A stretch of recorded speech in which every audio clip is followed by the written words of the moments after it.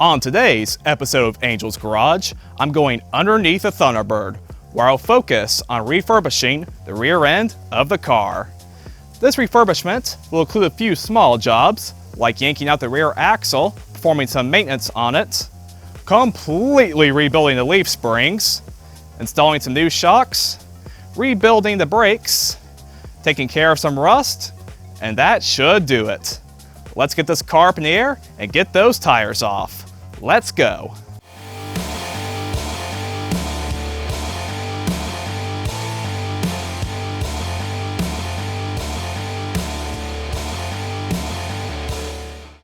After getting the car up in the air, I'm immediately greeted by my rear axle, the famous Ford 9-inch. A very popular rear axle among racing and hot rodding enthusiasts due to its strong and easy to work on design. This would be the first part of the car to come off today, and it's not too difficult to remove. I would start by disconnecting the emergency brake cables from the adjuster, removing the retaining clips from the underside of the car, and then pulling off some springs holding the cables down to the leaf springs. Next up, I cut the brake hose going from the body to the axle. And with the brakes taken care of, I moved right into removing the vent hose. 2 bolts later, and the vent hose was disconnected from the frame. Bringing the floor jack back out, I put some tension on the axle for the rest of the work. The shock absorbers were disconnected from the spring clip plates, and then I set about removing the nuts from the spring clips, aka the giant U-bolts connecting the axle to the leaf springs. There was quite a bit of dirt and crud caked up on the threads of the U-bolts, making removing the nuts quite difficult. I fixed this with a wire wheel and some oil, which made removing the rest of these nuts a breeze.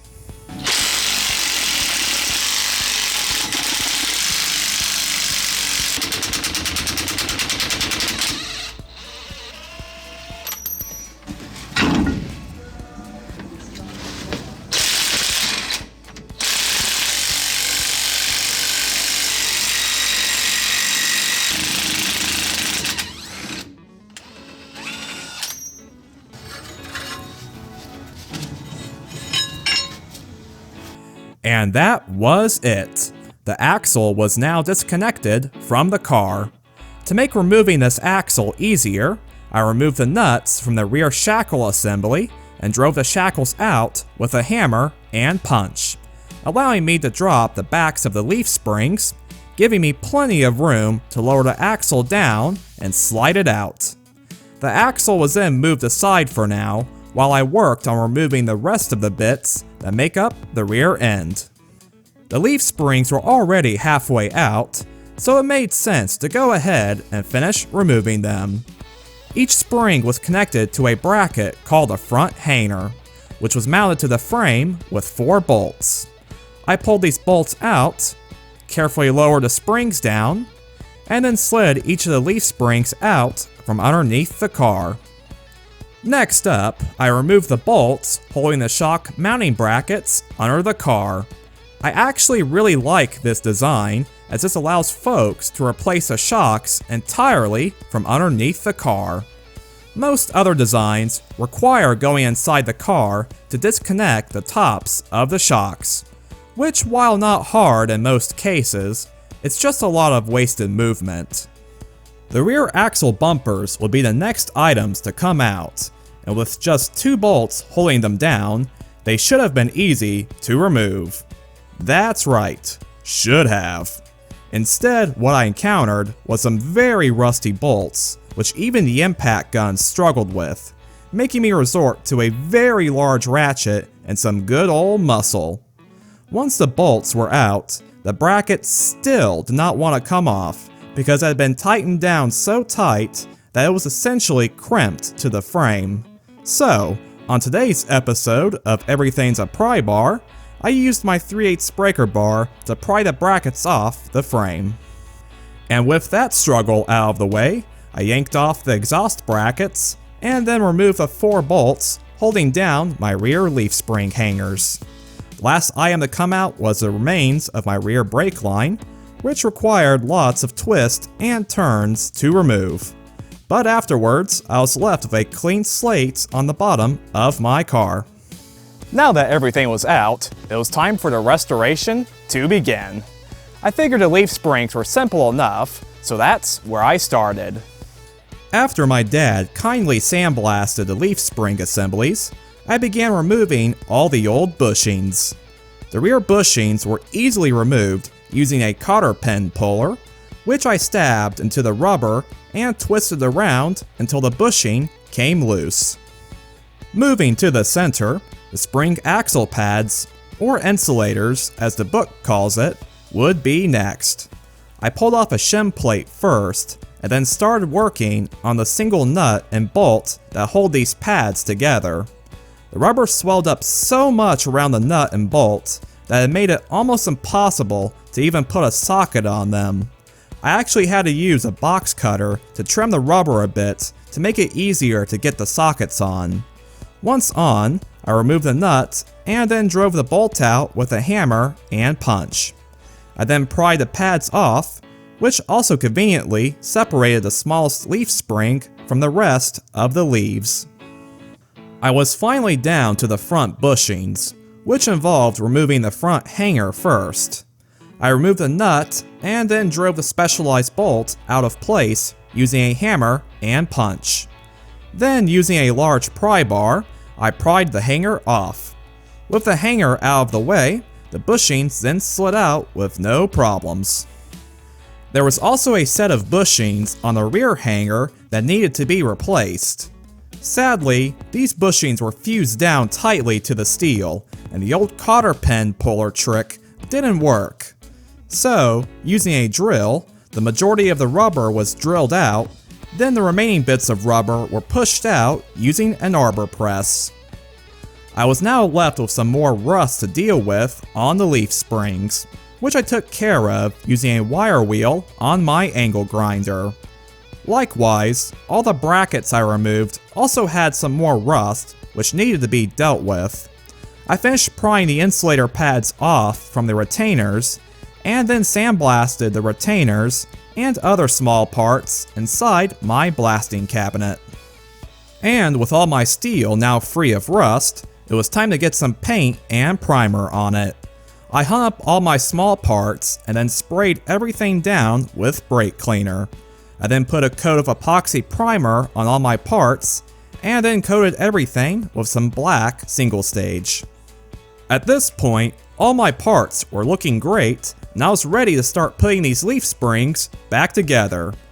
That is until I went on the internet. While shopping on the Bird's Nest, I discovered something. Anti-squeak pads, huh? Well, I don't want my leaf springs to squeak. I wonder where these go. Oh, these go between the other leaves I did not take apart. This means I have more work, don't I? You certainly do. Aw, dagnabbit. As it turns out, this would be the right call, because as I soon discovered, my original anti-squeak pads were a little rough to say the least. To get these old pads out, I had to bust off the spring clamps, which were the last things holding these leaf springs together.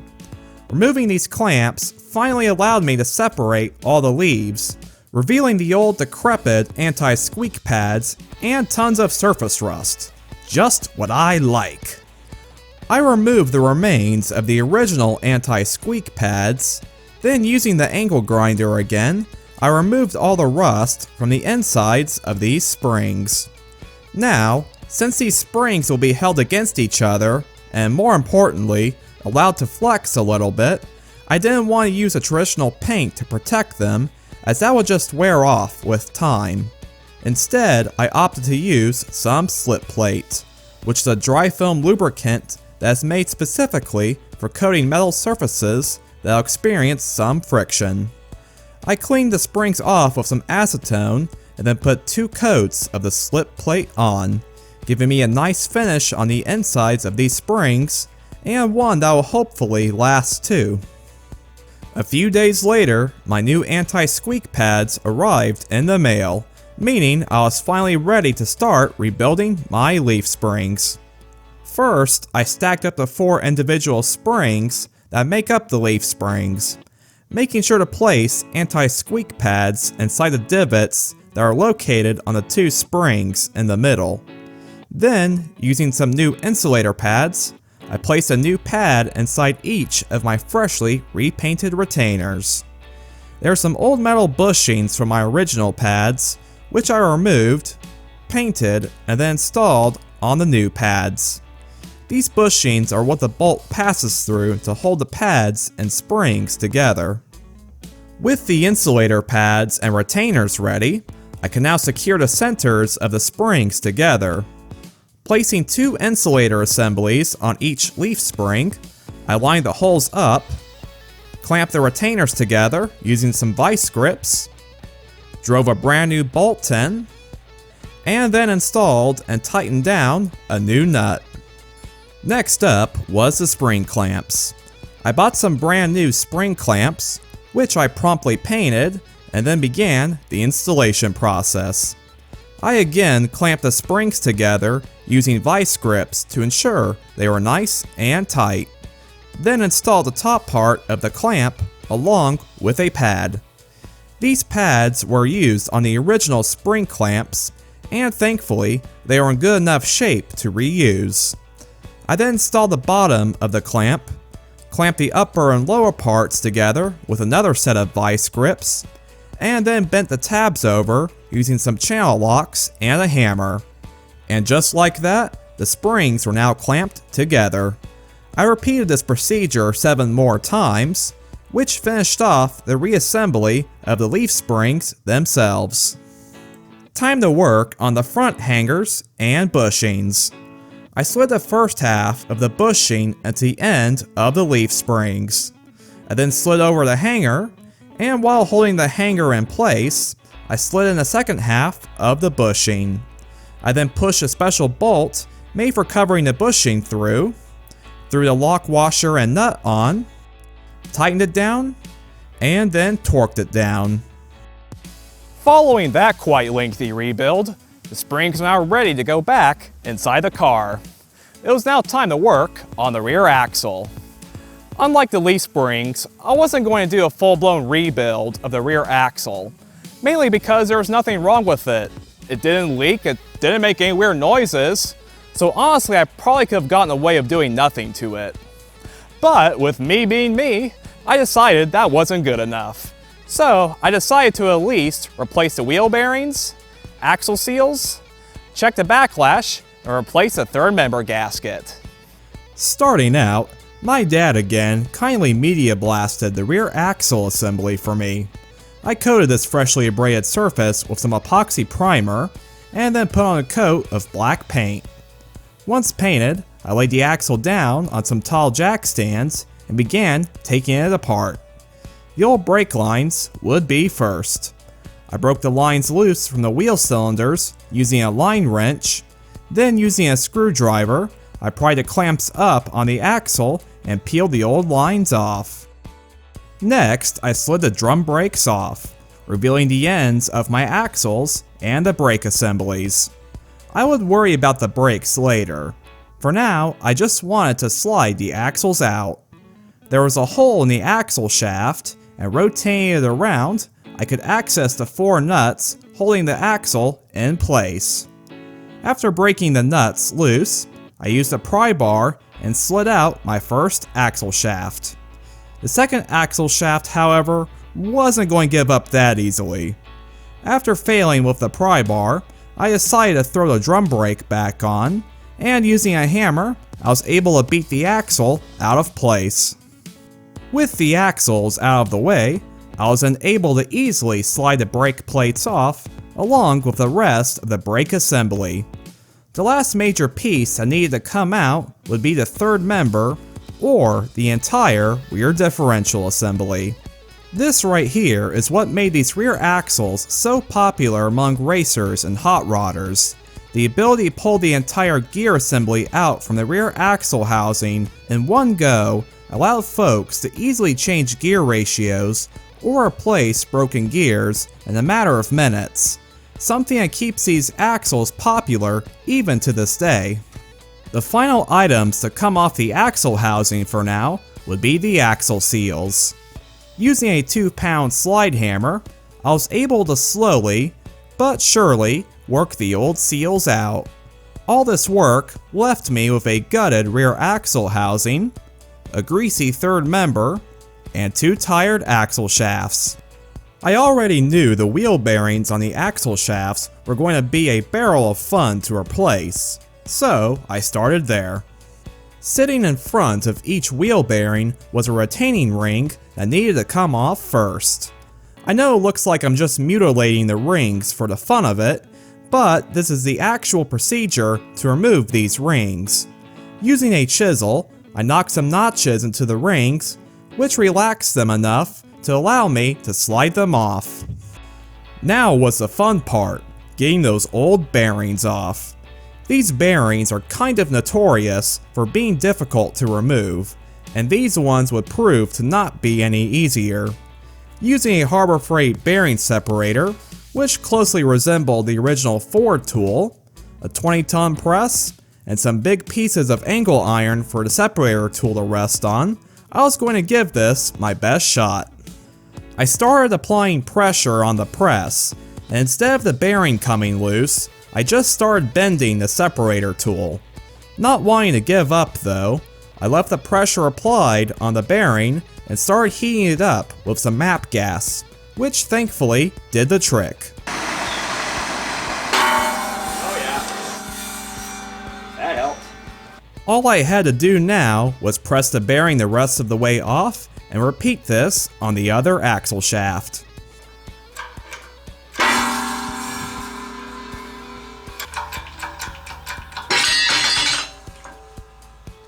With the bearings out of the way, I was able to easily slide off the outer retainers. I cleaned all the old grease off these retainers and then media blasted them. Likewise, I cleaned all the rust and gunk off the axle flanges and prepped them for paint. I wanted to use a tough paint for these parts, so I decided to brush on some rust bullet. At the end, these parts looked, well, not the best admittedly, given I had brushed the paint on, but it was good enough for a rear axle. Once dry, I slid the outer retainers back onto the axles and was ready to press on some new bearings.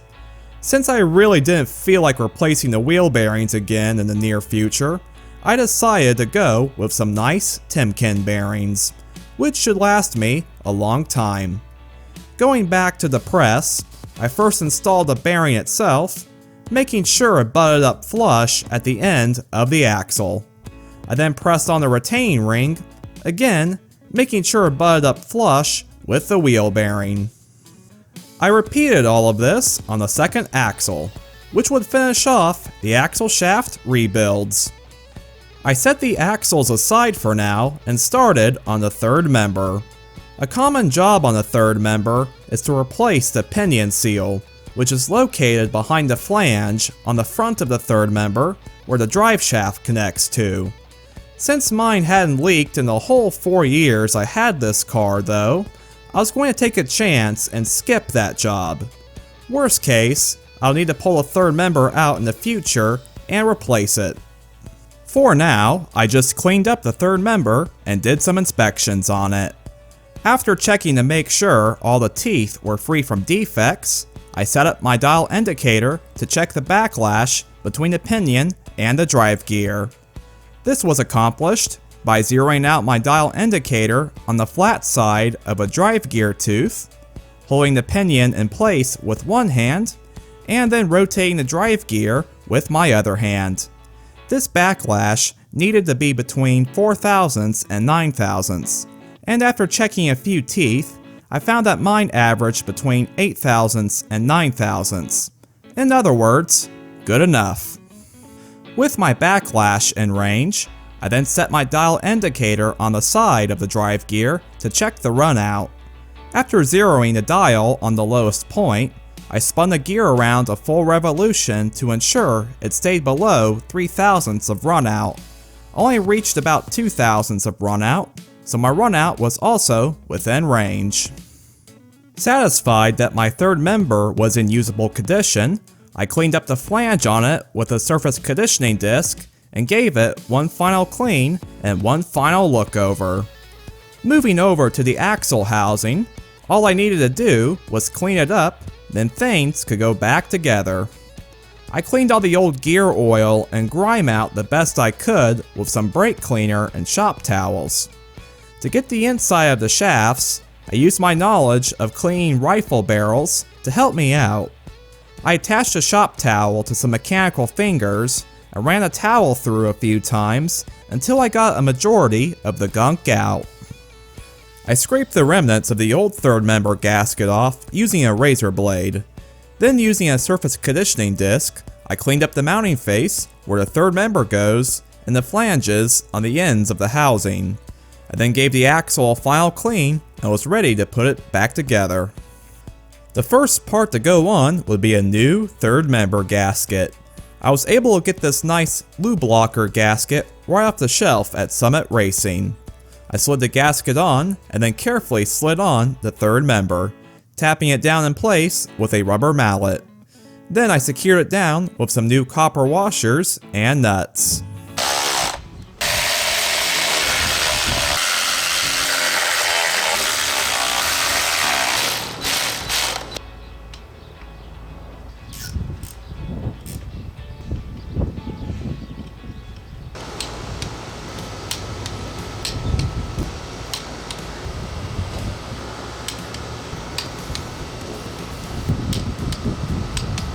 Just before the axles could go in, I'll need to install some new axle seals. Following in step with the bearings, I went with some Timken seals, which I submerged in gear oil for 24 hours prior to installation. The oil would help lube the seals, preventing them from tearing while sliding the axles back in. While letting the seals soak, I will take the opportunity to remove the decrepit old vent hose. First removing the fitting that attached to the frame, then removing the hose from the axle housing. Once the seals were soaked, I wiped off the metal portion of the seal and applied a sealant to the outer edge of it. Likewise, I applied sealant to the inside of the axle housing. Then using a bearing and seal driver set, I drove the new seals into the axle. I did my best to keep the seals straight during installation, although I didn't stop them from going in crooked sometimes. If they went in crooked, I popped them out, then tried again. Once I got them in straight, I made sure to seat them down fully inside the axle. It was time now to install some axles. The axle installation also coincides with the brake plate installation, as the fasteners used to secure the axle also hold down the brake plates. I cleaned the mounting surfaces on both sides of the brake plate with a surface conditioning disc to ensure they would seal up nicely. Afterwards, I applied a thin film of grease inside the axle housing where the bearings would go. This grease would help with the installation of the bearings and help prevent corrosion between the bearings and the axle housing in the future. I then placed the 4 studs back into the flange and attempted to slide on the gasket, only to find that it was the wrong size. I discarded this gasket and instead used some sealant on the flange. The freshly cleaned brake plate was then placed on, with more sealant applied on the front face of it just for extra protection. I then slid the first axle into place. I had to use a rubber mallet to help seat the axle down. Then once in place, I installed the 4 nuts onto the studs and tightened them down.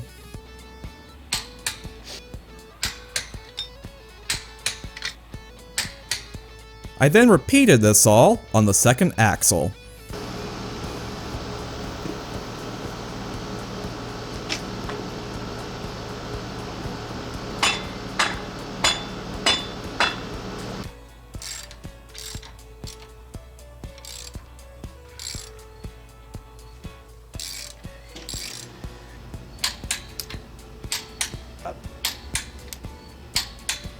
And now, with the rear axle and leaf springs ready to go in the car, My final job before the reassembly process could begin was cleaning up the bottom of the car. I wanted to put a fresh coating inside the wheel wells and take care of some small rust areas. Starting with the wheel wells, I was going to use some bed liner to spruce things up. In this case, Pour 15 OEM bed liner and undercoating. I used a large wire brush to remove all the loose dirt and debris from the wheel wells. This process was only slightly messy and left me with plenty to clean up. Following the wire brushing, I sprayed the wheel wells down with some wax and grease remover and then moved straight into brushing on the bed liner. This stuff had the consistency of tar, which helped it go on nice and thick. After applying 2 coats, the wheel wells were looking great. There were a few small areas of surface rust here and there underneath the car. Nothing major enough for me to want to respray the entire underside of the car, but still enough for me to want to treat it. Using a wire brush, I removed all the rust I could, and after cleaning things up with some acetone, I brushed on some rust bullet. This tough coating should last me a long time, and once dry, it was time to start putting this rear end back together. First up was the bumpers. Since the steel was deformed from them being so tight before, it took a couple taps of persuasion to get them back on. Once on, I secured them down with some bolts. Next up, the shock mounting plates were bolted back on. Now it was time for those freshly rebuilt leaf springs. I carefully shuffled my way underneath the car, cradling the leaf spring like a newborn to prevent it from getting scratched up. Then, while holding it up, I installed the first bolt. 4 bolts later, I tightened them and then torqued them down. And thankfully, the second leaf spring went up just as easily.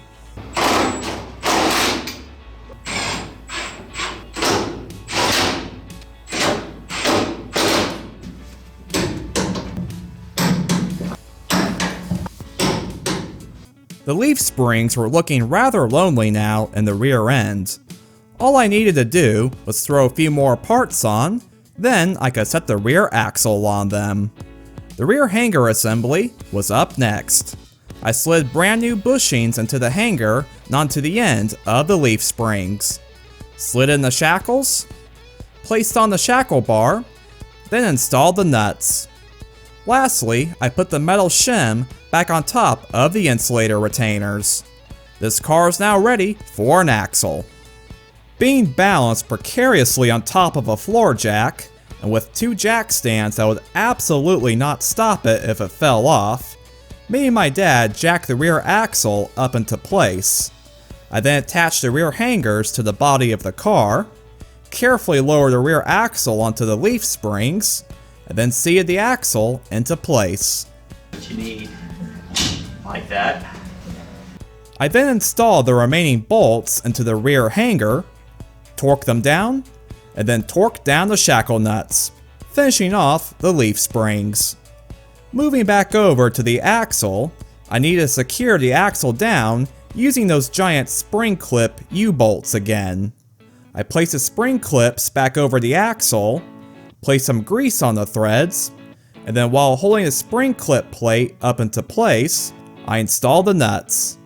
It took a while to drive the nuts down as I was compressing the insulator pads together. After several minutes, I torqued the nuts down. With the rear axle now fully secured into place, I could perform the last few jobs to completely finish up this rear end. At some point, somebody replaced some of the hardware on the rear brakes, along with putting on new brake shoes and drums. Despite all this work being done though, the brake cylinders were in bad shape and would need to be replaced. This is a job that only involved pulling the entire brake assembly apart. Yay. I won't go into too much detail here, as I plan on making a whole video about the brake system in the future. But essentially, I took the brakes apart, took the old cylinders out, which were looking absolutely stellar on the inside, installed some new brake cylinders, and then put everything back together. Before throwing the drums back on, I media blasted all the old paint off of them, put a fresh coat of epoxy on them, and then painted them black. With my drums now being aesthetically pleasing, I put them back on and adjusted the brake shoes on both sides. Off camera, I had repainted some old rims and got new tires put on them. These tires will now find a new home on the back of my Thunderbird. Now that I had the tires back on the car, I could take care of one little problem I had. The leaf springs were supposed to sit above the rear hanger, and after putting things back together, the leaf springs were now below the hanger. This was an easy fix, as all I had to do was set the car back on the ground, put a floor jack under the leaf spring, and then jack up on it until it flipped around. With the springs in their proper position now, I could get some new shocks installed. After getting the shocks and bushings in place, I secured down the top of the shocks first from the inside of the car, then tightened down the bottoms of the shocks. I'm sure a few of y'all might have been waiting in anticipation to make sure I didn't forget to fill up my rear axle with gear oil again. Well, fear not. I filled up the rear axle with some fresh gear oil, which brings me to my last job, rebuilding my old vent line. These vent lines are one of the things you can't get anymore, which means you need to get a little creative to replace them. In my case, some barbed brass fittings and a fuel hose would be all I needed. I placed the first barbed fitting into the rear axle. Then I installed a vent frame mount back onto the car along with the other barbed fitting. With all the fittings tightened down, I then slid the hose onto them. The hose was tight going on, so no need for hose clamps here. And that was it. All I needed to do now was go around and add some touch-up paint to all the bare areas. But otherwise, this rear end was back together and ready to see some burnouts. I mean, leisurely drives. This is where the restoration process gets exciting, as parts are finally starting to go back onto the car, and so far, so good. In my next video on the Thunderbird, I'll be going to the front of the car, where I will rebuild the suspension system and tackle the notoriously hard job of installing the monster springs these cars came with. Thank you all so much for watching, and I'll see y'all next time. Bye.